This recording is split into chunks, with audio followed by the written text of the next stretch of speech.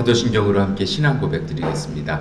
나는 전능하신 아버지 하나님 천지의 창조주를 믿습니다. 나는 그의 유일하신 아들 우리 주 예수 그리스도를 믿습니다. 그는 성령으로 잉태되어 동정녀 마리아에게서 나시고 본디오 빌라도에게 고난을 받아 십자가에 못 박혀 죽으시고 장사된 지 사흘 만에 죽은 자 가운데서 다시 살아나셨으며 하늘에 오르시어 전능하신 아버지 하나님 우편에 앉아 계시다가 거기로부터 살아있는 자와 죽은 자를 심판하러 오십니다.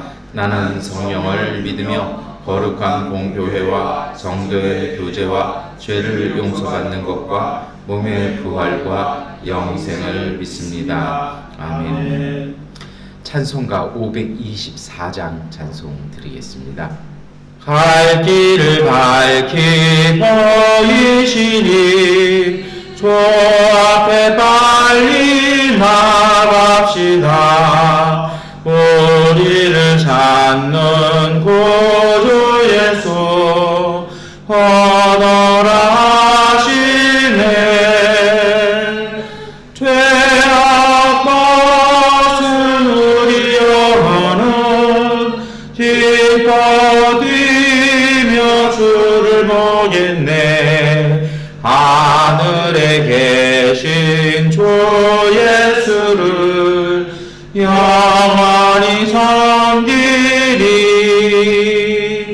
우리를 오라 하시는 말 기쁘게 듣고 즐겨하세. 구주를 믿기 지체 말고 속속히 나가세. 죄악 벗은 우리 영혼은 기뻐 뛰며 주를 보겠네. 하늘에 계신 주 예수를 영원히 섬기리. 주 오늘 여기 계시거니 다 와서 주의 말씀 듣세. 듣기도 하며 생각하니 참 진리시로다. 죄악 벗은 우리 영혼은 기뻐 뛰며 주를 보겠네. 하늘에 계신 주 예수를 영원히 섬기리. 아멘. 네, 마가복음 10장 46절부터 52절까지의 말씀 함께 읽겠습니다. 그들은 여리고에 갔다 예수께서 제자들과 큰 무리와 함께 여리고를 떠나실 때에 디메오의 아들 바디메오라는 눈먼 거지가 길가에 앉아 있다가 나사렛 사람 예수가 지나가신다는 말을 듣고 다윗의 자손 예수님 나를 불쌍히 여겨 주십시오 하고 외치며 말하기 시작하였다. 그래서 많은 사람이 조용히 하라고 그를 꾸짖었으나 그는 더욱더 큰 소리로 외쳤다. 다윗의 자손님 나를 불쌍히 여겨 주십시오. 예수께서 걸음을 멈추시고 그를 불러오라고 말씀하셨다. 그리하여 그들은 그 눈먼 사람을 불러서 그에게 말하였다. 용기를 내어 일어나시오. 예수께서 당신을 부르시오. 그는 자기의 겉옷을 벗어 던지고 벌떡 일어나서 예수께로 왔다. 예수께서 그에게 말씀하셨다. 내가 너에게 무엇을 하여 주기를 바라느냐? 그 눈먼 사람이 예수께 말하였다. 선생님, 내가 다시 볼 수 있게 하여 주십시오. 예수께서 그에게 말씀하셨다. 가거라, 내 믿음이 너를 구원하였다. 그러자 그 눈먼 사람은 곧 다시 보게 되었다. 그리고 그는 예수가 가시는 길을 따라 나섰다. 아멘. 어제 저희는 전기가 한 10시간, 거의 대략 한 11시간 이렇게 나갔던 것 같아요. 낮에는 좀 견딜만 했는데요. 다 이게 해가 지고 나니까 참 희한한 게 전기가 나가면 몸이 방전되는 그런 느낌 있잖아요. 그러다가 이제 전기가 들어와가지고 이렇게 다 이렇게 회복하기는 했는데요. 여러분 좀 그래요. 우리가 일상생활이 이렇게 지속이 그 어떤 흐름이 끊어져 버리면 뭔가 이렇게 참 모든 게 이렇게 다 흔들려 버립니다. 그러니까 사실은 전기하고 제 몸은 상관없잖아요. 제가 무슨 전기뱀장어도 아니고 전기하고 제 몸이 물론 모든 생명체의 몸에는 미세한 전류가 흐르긴 흐릅니다만 하잖아요. 그런데 일상의 환경이 깨어지고 나면 모든 사람들이 이렇게 좀 피폐해지게 이렇게 되어 있습니다. 그리고 어제는 하루 종일 설교 원고 쓰는 날인데요. 전기가 나가 있으니까 원고가 도무지 안 써지는 거예요. 거기다가 이 모든 게 다 이게 틀어지니까 한 두 줄 쓰고는 또 나가서 뭔가를 해야 되고 다시 또 두 줄 쓰고는 뭔가를 해야 되고 이제 진도가 이렇게 안 나가는 거죠. 그래서 보통은 제가 새벽 예배 마치면 쓰기 시작해가지고 보통 한 오후 한 4시 정도면 다 끝내는데 어제는 한 6시 거의 한 그 정도 돼서야 정말 간신히 끝냈습니다. 아마 이번 주 설교는 짧을 것입니다. 이번 주간에 남은 오늘과 내일의 별 이상이 없는 한은 짧을 것입니다. 짧을 수밖에 없었습니다. 원래 좀 그래요. 근데 여러분 오늘 우리가 읽었던 이 마가복음 10장에 나오는 바디메오의 이야기잖아요. 근데 이 바디메오 이야기가 사실 이 일상의 이야기로 한번 함께 읽어보실 수 있을 것 같아요. 성경을 읽어 나갈 때 조금 뭐 최근은 아닙니다만 근래 들어서야 한 경향이 있습니다. 어떤 것이냐면 쓴 사람의 의도대로 읽자라는 거예요. 근데 예를 들면 이런 거 있잖아요. 이렇게 황순원의 소나기를 이렇게 영어 작가들이 가장 번역하기 힘들어한다라는 것입니다. 물론 지금 번역이 돼서 나와 있는데 이유는 이거예요. 뭐냐면 황순원 씨의 그 소나기는 정말 함축적으로 짧거든요. 그러니까 이게 산문인데 약간 시 같은 느낌들, 굉장히 절제되어 있는 느낌들이요. 그리고 이제 또 다른 소설로는 그 좀 재미도 있는 것 중에 하나가 이 김훈 선생님의 칼의 노래라고 이순신 장군에 대한 얘기가 이렇게 두 권으로 되어 있습니다. 그건 아주 재미도 있어요. 저도 정말 이렇게 좀 심심할 때 읽어보면 이렇게 재밌는 그런 건데요. 이 한국어에 정말 독특한 기능들을 써요. 짧게 쓰는데 말의 순서를 싹 바꿔서 굉장히 많은 의미들을 딱딱딱 풍겨냅니다. 그러니까 이 번역하기가 이런 거는 정말 어렵죠. 성경도 마찬가지라는 것입니다. 성경을 기록한 저자들은 그 당시의 사상과 그 당시의 문화로 특별히 이제 유대인의 어떤 관습이나 그런 세계관으로 이렇게 적었는데 오늘 우리는 그 서구 신학의 어떤 교육을 받아서 그런 관점으로 읽다 보니까 사실은 그 맛이 좀 안 나는 경우들이 많이 있다는 겁니다. 특별히 이 바디메오의 이야기가 그렇습니다. 여러분 오늘 우리가 익숙한 이 바디메오 이야기요. 소경거지 바디메오가 이렇게 지나가다가 여리고의 길가에 앉아있는데 예수님 지나가는 소리를 듣고 너무 불쌍히 여겨주옵소서 해서 사람들이 막았지만 더 크게 얘기하니까 예수님이 그 소리 듣고 오셔서 딱 치료해 주신 이야기. 우리는 그렇게 해서 보통 설교는 이렇게 진행되죠. 부르짖으십시오. 그러면 응답받을 것입니다. 특별히 예레미야랑 연결되면 딱 맞아떨어요. 내 입을 크게 열라 내가 채우리라. 그런데요 뭔가 이건 좀 부족해요. 마가복음 10장을 그렇게 읽지 않고 좀 유대인의 관점을 읽어보면 내용이 달라집니다. 첫 번째는 이것입니다. 여리고라고 이렇게 나오잖아요. 여리고는 그 뜻이요 향기의 도시라고. 이게 정말 큰 도시예요. 이게 상업의 중심지였고요. 뭐 유명한 도시잖아요. 이게 가장 깊은 낮은 곳에 있는 도시이기도 합니다. 그래서 교역로의 도시고 정말 고대부터 지금까지 있는 도시이기도 합니다. 근데 예수님께서 거기 가시는데 이 바디메오라는 사람이 자꾸 자기를 고쳐달라고 얘기를 하죠. 근데 참 특이한 게 있어요.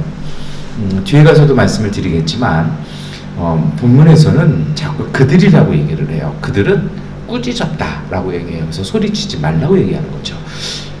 왜 그랬을까요? 근데 그들이 누군지를 쭉 찾아보면 그 마가복음 10장 전체를 읽어보면 그들은요 제자들과 그냥 무리를 묶어놓은 곳으로 이렇게 보여집니다. 그러니까 예수님의 측근들 그리고 예수님을 따르던 사람들이었던 것입니다. 이게 우리 입장에서 이해 안 되지 않을까요? 이 사람에게서 또 오히려 예수님 앞으로 딱 인도해야 되는데 꾸짖었다라는 말을 이렇게 좀 제가 찾아봤더니 이건 어느 정도냐면, 그러니까 딱 예를 들면 이거예요. 그 국가 공권력을 가진, 권위를 가진 사람이 와서 법적인 힘으로 하지 말라고 제지하는, 그리고 거기에 대한 위협을 가하는, 그것이 바로 오늘 꾸짖었다라는 말입니다. 제자들, 그들은 왜 그랬을까요? 그런데도 이 바디메오는 계속해서 이야기를 하죠. 이 속에는요, 좀 다른 유대인의 관점으로 읽으면 다른 의미가 있어요. 제자들이 그들이 왜 그랬을까? 읽어보면 이렇습니다. 먼저 바디메오라는 사람의 이름입니다. 잘 아시는 것처럼 유대인들의 이름에 들어가는 이 바라는 것은요, 아들이란 뜻입니다. 유대인의 관습이 그래요. 아버지의 이름 딱 가가지고 누구의 아들, 그게 아들의 이름이에요. 그래서 뭐 바돌로메 그러면 돌로메의 아들, 뭐 바요나 시모나 그러면 요나의 아들 시모나, 뭐 이렇게 되거든요. 근데 이 디메오라는 이름이 조금 애매해요. 애매한데 아마 그리스어로 음역되는 과정에서 좀 추적이 조금 곤란한 부분이 있는데, 가장 근사치로 찾아가는 건 타메오입니다. 타메오는 뭐냐면 불결하다는 것입니다. 그러니까 이름부터가 좀 그래요. 뭐예요? 불결한 자의 아들. 그러니까 아버지 때부터 무엇이었다는 것입니까? 뭔가 사람들 정상적인 삶을 살지 않고, 불결하다라는 거는 유대인들은요 더러운 거 정말 싫어하거든요. 그러니까 불결하다는 얘기는 저주받은 사람, 율법을 거절하는 사람, 그러니까 이런 사람들은 정상적인 생활을 할 수 없었고 거지였다라는 것입니다. 그러니 그 당시에는 그 직업을 세습하잖아요. 세습할 수밖에 없죠. 그러니까 아버지도 거지였기 때문에 이 사람도 거지였다라는 것입니다. 그런데 이 사람은요 또 소경이 눈도 멀었어요. 근데 이 눈이 먼다라는 거는 유대인들 관심에서는 어떤 표현이 있냐면, 굳이 이렇게 눈이 멀었다라는 표현을 직접적으로 썼을 때는 그것은 신의 가장 극랄한 저주를 받은 사람을 눈이 멀었다고 얘기를 해요. 그래서 유다의 마지막 왕이 포로로 끌려가서 받았던 형벌이 뭐냐면, 자기 국민들이 포로로 끌려간 자기 동족들이 보는 앞에서 두 눈이 뽑히는, 그 시드기야가 두 눈이 뽑히거든요. 그리고 그것을 이렇게 부조로 만들어가지고 탑에 공식 기록으로 남겨버립니다. 그러니까 그 얘기는 무엇입니까? 유대의 왕이 신의 저주를 받아서 이제는 멸망하게 되었다라는 것을 공식적으로 선언하는 것이죠. 그러니까 이 소경이라는 것은요 어떤 의미도 있냐면, 하나님의 저주를 받았다라는 그런 굉장한 상징적인 것이 있습니다. 이제는 좀 퍼즐 조각을 맞춰보겠습니다. 새벽이라 뭐 조금 몇 개 더 있는데 나중에 기회가 되면 말씀을 드리고요. 이 두 가지만으로도 사실은 좀 다른 의미들을 찾아낼 수 있어요. 첫째 이것입니다. 여러분, 이 사람이 거지였잖아요. 거지 아들이잖아요. 근데 이게 유대인들의 관점에서는요, 거지? 그 사람 거지네? 우리는 이렇게 생각하잖아요. 그럼 예수님한테 적선하는 건가? 이렇게도 볼 수 있어요. 그리고 이 동네 자체가 부자 동네잖아요. 이 돈이 넘쳐나는 동네가 여리고거든요. 오죽하면 향기의 도시라고 그러겠어요. 그래서 어떤 분들은 돈 냄새의 도시다 막 이렇게 좀 희화하신 분들도 계셨던 걸 제가 이렇게 사전에서 읽었는데요. 여러분, 유대인의 율법에서는요 어떤 문제가 있냐면, 공식적으로는 거지가 있어서는 안 됩니다. 이 비슷한 사회가 있죠. 공산주의 사회가 그렇습니다. 공식적으로 북한에는 거지는 없습니다. 왜 그렇습니까? 모든 이에게 형평하게 배분을 해야 되기 때문에 거지가 공식적으로 있을 수는 없어요. 그런데 거기도 꽃제비가 있죠. 이 유대 사회도 마찬가지예요. 율법에 의해서, 특별히 레위기의 말씀에 따라서 나그네까지도 대접하는 하잖아요. 그러니까 누군가 뭐가 발생하면, 친족 중에 누가 그런 사람이 발생하면 율법을 그들처럼 성실하게 지켜야만 하는 그 유대의 바리새인이나 의로운 사람이나 그의 친족들이 나서서 그를 직업을 주고 먹을 것을 주고 살 수 있는 집을 제공해 주는 것이 율법이었습니다. 이것이 유대인들이 목숨처럼 여기던 율법이었습니다. 그런데 이렇게 본다라면요, 그 땅 안에 거지가 있다라는 것은 그들 스스로가 율법을 어기고 있다라는 것입니다. 이게 문제인 거죠. 그래서 예수님은 여기에 대해서 신랄하게 비난하시는 겁니다. 정말 그렇게 율법을 목숨처럼 여긴다고 얘기하고 율법을 지키기 위해서는 그처럼 철저하게 헌금 생활하고 예배 생활하라고 강조하면서 왜 너네 주변에 가난한 사람, 돈이 없는 사람, 빚진 사람들 왜 그냥 눈에 보고 있냐라는 것입니다. 이건 말도 안 된다라는 것입니다. 이것이 사실은 신약에서 예수님만 말씀하신 것이 아니라 구약성서 전반에 예언서를 면밀하게 흘러가고 있었던 예언자들의 선포였습니다. 아모스가 그러잖아요. 왜 집신 한 짝에 의로운 사람을 팔아버리고 왜 이런 일이냐라는 겁니다. 왜 저울추를 속이고 왜 이렇게 가난한 사람이 있냐라는 것이죠. 그게 정말 성경의 외침이었습니다. 그래서 이사야서 61장 1절부터 3절은요. 메시아에 대해서 이렇게 예언을 합니다. 주 여호와의 영이 내게 내리셨으니 이는 여호와께서 내게 기름 부으사 가난한 자에게 아름다운 소식을 전하게 하려 하심이라. 나를 보내사 마음이 상한 자를 고치며 포로된 자에게 자유를 갇힌 자에게 노임을 선포하며 여호와의 은혜의 해와 우리 하나님의 보복의 날을 선포하여 모든 슬픈 자를 위로하되 무릇 시온에서 슬퍼하는 자에게 화관을 주어 그 죄를 대신하며 기쁨의 기름으로 그 슬픔을 대신하며 찬송의 옷으로 그 근심을 대신하고 그들이 의의 나무 곧 여호와께서 심으신 그 영광을 나타낼 자라 일컬음을 받게 하려 하심이라.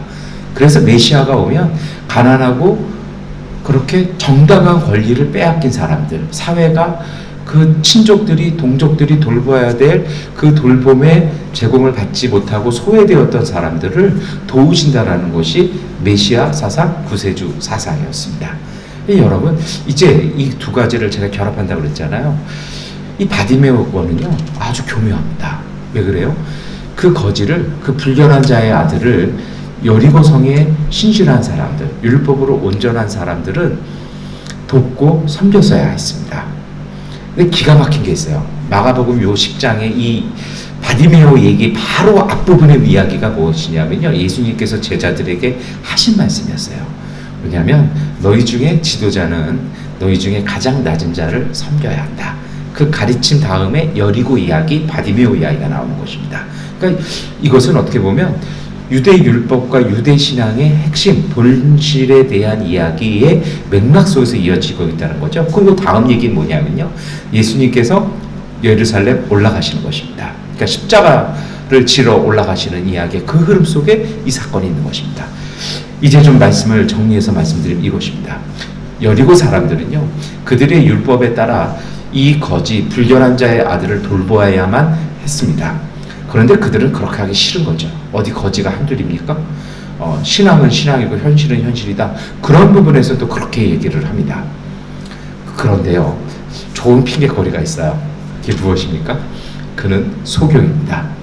다시 말해서 공식적으로 그 시대의 관습으로는 신의 저주, 하나님의 저주를 받은 사람입니다. 그러니 돌보지 않아도 되는 것이었습니다. 그런데 오늘 이 마가복음 10장 46절부터의 말씀은 그런 사람들을 예수님께서 돌보셨다. 이렇게 읽으면 뭔가 잘못 읽은 것입니다. 오늘 이 사건의 주도자는 누구입니까? 바디메오입니다. 그는요, 사회로부터 외면을 받았습니다. 그리고 자신 스스로가 눈이 멀었기 때문에 그는 자신의 율법적으로서의 유대인으로서의 권리와 의무를 요구할 권리가 없다라고 사회적으로 여겨졌던 사람이어야만 했습니다. 그런데 오늘 이 바디메오의 독특함은요, 예수님의 그 표현에서 딱 드러나죠. 예수님께서 뭐라고 말씀하십니까? 다 고쳐주신 다음에요, 내 믿음이 너를 구원하였도다. 복음서에는요, 이 말을 들은 사람은 딱 2명밖에 없습니다. 그것은 바디메오와 두 번째 사람은요, 12해를 피를 흘리는 병에서 고침받았던 혈루병 여인입니다. 율법으로 금지되어 있지만 그 사람들을 비집고 들어와서 예수님의 옷깃을 만졌던 유대 남자들의 그 옷, 뭡니까, 술을 만지면 난리가 나는 그 술을 남모르게 만졌던 그 여인만이 이 이야기를 듣습니다. 다시 말해서 오늘 이 치료 역사는 예수님의 은혜이기도 했지만 예수님은 뭐라고 말씀하십니까? 이 너의 믿음이었다라는 것입니다. 어떤 믿음이었을까요? 저는 이것을 유대인 관점으로 보자면 이것이에요. 뭐냐면 바디메오는 이렇게 생각한 겁니다. 나는 고침받을 권리가 있다는 것입니다. 내가 거지라면 사람들이 나를 긍휼히 여겨주고 하나님의 은총 안에서 내가 거지지만 회복되어질 권리가 있다는 것입니다. 그런데 사람들은 나를 소경이라고 하고 저주받은 자라고 비아냥거리고 손가락질하고 내게 마땅히 해야 될 일들을 해주지 않지만, 그럼에도 불구하고 나는 하나님이 보내신 메시아, 이사야 61장 곳곳에 이야기하시는 그 메시아가 오시면 나는 회복되어질 권리가, 자격이 있다라고요, 그런 이야기하는 것입니다. 그래서 그는 외치기 시작합니다. 다윗의 자손이시여 나를 긍휼히 여겨 주시옵소서. 우리식으로 얘기하면, 더 얘기하면 불쌍히 여겨 주옵소서라는 거죠. 이 정확한 뜻은 뭐냐면요, 나를 한번 봐달라는 것입니다. 그런데 이해 못할 부분을 제가 처음에 말씀드렸잖아요. 예수님의 제자들이 그를 굉장히 강하게 꾸짖었다라고요. 그 제지를 하는데도요, 이 사람은 더 소리를 지르고 더 크게 막으면 막을수록 이야기를 합니다. 오늘 예수님은요, 그것이 믿음이라고 얘기하는 것입니다. 어떤 것이냐면요, 내가 하나님께서 내게 주신 은총, 내가 하나님 앞에서 하나님이 내게 주신 은혜를 나는 누릴 권리가 있다라는 것입니다. 그러니 예수님 지나가지 마시고 나를 봐달라는 것입니다. 나는 하나님의 은총 받을 자격이 있고 나는 회복되어져서 정상적으로 살 권리가 있다는 것입니다. 바디메오는요, 이것을 끊임없이 외칩니다. 주변 사람들이 막 잡아 세우고 입을 틀어막는 한이 있어도 그는 몸부림치면서 그 이야기를 외쳐댔을 것입니다. 여러분, 그 이야기를 듣고 예수님은 오십니다. 그리고 그를 치료해 주셨습니다. 그리고 그에게 말씀하십니다. 내 믿음이 너를 구원하였다. 이제 좀 정리하겠습니다. 여러분, 이것은 이런 것입니다. 하나님께서는 오늘 우리에게 하나님의 자녀로서 하나님의 형상으로서 살아갈 마땅한 삶의 권리를 주셨습니다. 가난은 하나님의 뜻은 아닙니다. 때로 질병은 주님의 뜻은 아닙니다. 때로 누군가에게 속박됐고 내 권리를 빼앗긴 채 사는 것은 하나님의 말씀 아닙니다. 세상의 여러 가지 풍조나 여러 가지 관습은 그 사회를 유지하기 위해서 별의별 핑계를 대서 그것을 제약하고 제한하려고 합니다.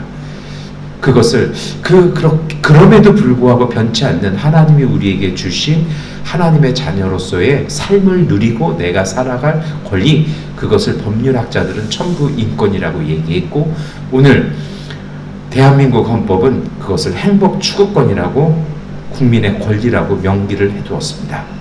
여러분, 오늘 우리가 그래요.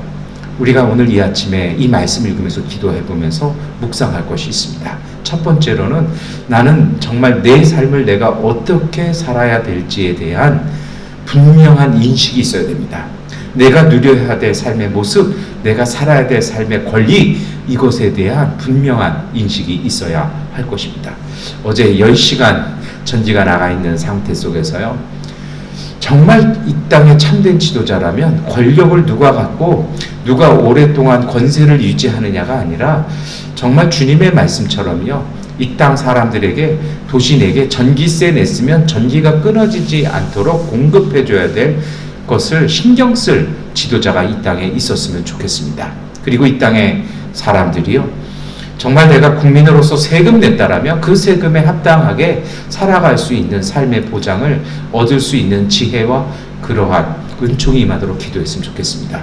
그리고 한국인으로서 오늘 우리가 살아가는 우리라면요, 우리가 주님의 사람으로서 이 땅에서, 그리고 내 자족이, 내 자녀가 마땅히 살아야 될 행복, 그리고 은혜, 은총을 포기하지 않았으면 좋겠습니다. 현실이라는 이름 아래, 환경이라는 이름 아래 그냥 만족하고 살자, 자족하고 살자. 어떤 분은 그러지 얘기하더라고요. 범사에 감사하라고 그랬으니까 이것도 감사하고 살자고요. 감사는 해야죠. 그러나 소망이 사라지는 순간 그 감사는 거짓말이 돼버리고 그것은 권력자의 잘못된 종교의 사탕발림 되는 것입니다. 그렇게 해서 마르크스는 종교는 민중의 아편이라는 이야기를 해대기 시작했던 것 같습니다. 여러분, 오늘 이 아침 우리가 다시 한번 기도했으면 좋겠습니다. 오늘 우리가 이 양권에서 나는 과연 어떠한 삶을 살아야 할 것인지, 하나님께서 내게 주셨던 꿈, 소망, 희망, 내게 주셨던 은혜, 이것들을 잊어버리고 살다가 잃어버리지 아니하도록 우리가 기도했으면 좋겠습니다. 가끔은 주변 사람들이 때로는 환경이 우리를 꾸짖어서 그만 이야기하라고 이야기할 때, 그만 그 정도면 됐으니 그만하라고 이야기할 때 그들의 시선에, 그들의 기준에 맞춰서 멈춰서고 포기하는 사람들이 아니라 하나님께서 우리에게 보여주셨고 심어주셨고 깨달아주셨고 불러주신 곳까지 걸어가겠다라는 끊임없이 소리치는, 그래서 종국에는 주님께서 우리에게 내 믿음이 너를 구원했고 내 믿음이 너를 복되게 하였다라고 칭찬받는 그리스도의 사람들 되시기를 축원합니다. 하나님은 넓은 사람에게 넓은 것으로 채워주십니다. 그러한 주님 안에서 우리의 꿈, 우리의 소망, 우리의 신앙이 주시는 하나님의 그 비전 따라 행복함으로 채워가시는 복된 하루의 삶 되시기를 축원합니다. 기도하겠습니다. 전능하신 아버지 하나님, 우리의 삶이 살아가는데 급급하지 말게 하여 주시옵소서. 정말 내가 어떻게 살아야 될지 하나님께서 우리에게 주셨던 삶과 행복을 우리가 끊임없이 바라보고 그것을 추구하게 하여 주시옵소서. 때로는 환경이, 때로는 분위기가, 때로는 사람들이 우리를 그만하라고 이야기하고 주저앉힐 때라도 하나님, 우리가 그것이 욕심이 아니라 하나님이 내게 맡겨주신 달란트이므로 그것을 이루겠다라고, 그리고 그것을 이루어 달라고 끊임없이 주님을 향해서 간구하고 구하고 기도하고 열심히 간청할 때, 그리고 열심히 땀 흘릴 때 주님의 은총이 오늘 우리 가운데 이루어지게 하여 주시옵소서. 내 믿음이 너를 구원하였다라는 그 말씀이, 그 칭찬이, 그 상급이 오늘 우리의 삶에 평가되게 하여 주셔서 이 양권에서 기도하고 열심히 살아가는 우리 교회 가족들, 특별히 새벽에 나와 주님 앞에 간구하고 부르짖는 가족들의 삶 가운데, 오늘 하루의 삶 가운데 이루어지게 하여 주시옵소서. 주님, 우리 스스로 포기하고 내어주는 비겁함이나 그런 무능력함에 있지 말게 하여 주옵소서. 특별히 힘이 붙일 때마다, 능력이 작을 때마다 주 앞에 나가서 부르짖음을 통하여 주님께서 부어주시는 성령의 능력에 힘입어 승리하고 그것을 얻어내고 열매 맺어가는 주님의 가족들 되게 하여 주시옵소서. 예수 그리스도의 이름으로 기도드립니다. 아멘. 하나님께 기도하는 시간 갖도록 하겠습니다.